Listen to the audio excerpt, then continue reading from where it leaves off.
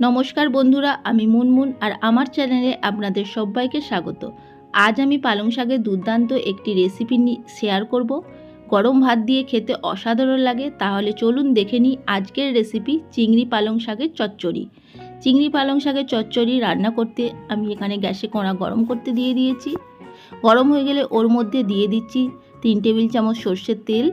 तेलटा भालोभाবে गरम হয়ে গেলে ওর মধ্যে দিয়ে দিচ্ছি একটা তেজপাতা, একটা শুকনো লঙ্কা আমি ফাটিয়ে দিয়েছি, আর দিয়ে দিচ্ছি হাফ টেবিল চামচ পাঁচ ফোড়ন দিয়ে এটাকে 30 থেকে 40 সেকেন্ডের মধ্যে ভেজে নিচ্ছি। আমার ভাজা হয়ে গেছে। ওর মধ্যে দিয়ে দিচ্ছি কচু।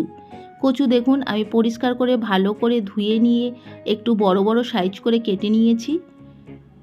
এটা খুব বেশি লাল করে ভাজার দরকার নেই। দিয়ে দিচ্ছি সামান্য নুন দিয়ে জাস্ট আমি 2 মিনিট এটাকে ভেজে নিচ্ছি। 2 মিনিট ধরে আমার এটা ভাজা হয়ে গেছে। ওর মধ্যে দিয়ে দিচ্ছি চিংড়ি মাছ। আমি এখানে ছোট সাইজের চিংড়ি মাছ নিয়েছি। চিংড়ি মাছটা ভালো করে ধুয়ে নুন হলুদ দিয়ে মাখিয়ে রেখেছিলাম। ওটা দিয়ে খুব বেশি করে কড়া করে ভাজবো না, 2 থেকে 3 মিনিট ধরে আমি ভেজে নিয়েছি। ওর মধ্যে দিয়ে দিচ্ছি পালং শাক। পালং শাকটা পরিষ্কার করে ধুয়ে আমি ছোট ছোট করে কেটে নিয়েছি। এখানে আমি 1 আঁটি পালং শাক নিয়েছি। এই পালং শাক চচ্চড়িতে খুব বেশি মশলা কিন্তু আমি দেব না, কিছুই মশলা দেব না। দিয়ে দিচ্ছি স্বাদ অনুযায়ী নুন আর স্বাদ অনুযায়ী চিনি। চিনিটা দিতে না চাইলে আপনারা না দিতে পারেন। দিয়ে দিচ্ছি হাফ টেবিল চামচ হলুদ গুঁড়ো দিয়ে এটাকে ভালো করে কষে নিচ্ছি।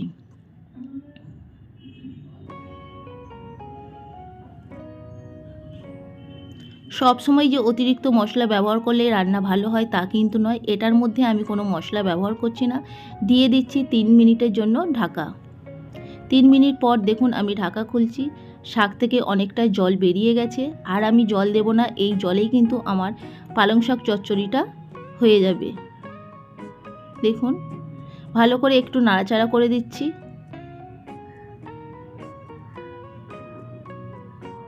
তারপর আমি আরও ঢেকে দিচ্ছি 3 থেকে 4 মিনিটের জন্য।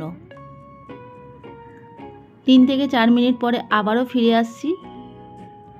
আমার কিন্তু পালং শাকের চচ্চড়ি একদম রেডি হয়ে গেছে। দেখুন কচুটাও খুব ভালোভাবে সেদ্ধ হয়ে গেছে। কয়েকটা কচু আমি ঘেঁটে দিচ্ছি। এই পালং শাকের চচ্চড়ি গরম ভাতে খেতে কিন্তু দুর্দান্ত লাগে। দেখুন আমার কিন্তু পালং শাকের চচ্চড়ি একদম রেডি হয়ে গেছে। এটা একবার আপনারা বাড়িতে বানিয়ে নিতে পারেন, আশা করি ভীষণই ভালো লাগবে। দেখুন আমার পালং শাকের চিংড়ি মাছ দিয়ে চচ্চড়ি রেডি হয়ে গেছে। আমি এটা আপনাদের সার্ভ করে দেখাচ্ছি। আমার আজকের এই সহজ পদ্ধতিতে চিংড়ি পালং শাকের চচ্চড়ি রেসিপি যদি ভালো লেগে থাকে আপনারা একবার বাড়িতে অবশ্যই বানিয়ে নিতে পারেন, আশা করি ভীষণই ভালো লাগবে। আমার চ্যানেলে নতুন বন্ধু হয়ে থাকলে চ্যানেলটিকে প্লিজ সাবস্ক্রাইব করে নেওয়ার অনুরোধ রইল। পাশে থাকা বেল আইকন অবশ্যই প্রেস করে দেবেন, কারণ আমি চ্যানেলে যখনই কোনো নতুন রেসিপি শেয়ার করব তার নোটিফিকেশান আপনাদের কাছে পৌঁছে যাবে। আজকের মতো এই পর্যন্ত, আবার হাজির হয়ে যাব অন্য কোনো রেসিপি নিয়ে। সবাই ভালো থাকবেন, সুস্থ থাকবেন।